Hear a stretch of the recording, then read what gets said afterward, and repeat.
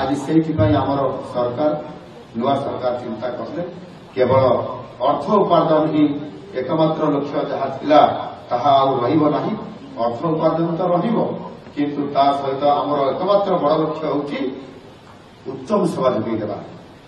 आम उत्तम सेवा किभଳି भाବରେ जोगई देवा आउ आमे निश्चित भाव दृढ़ परिकर होकर आमे काम करिबा।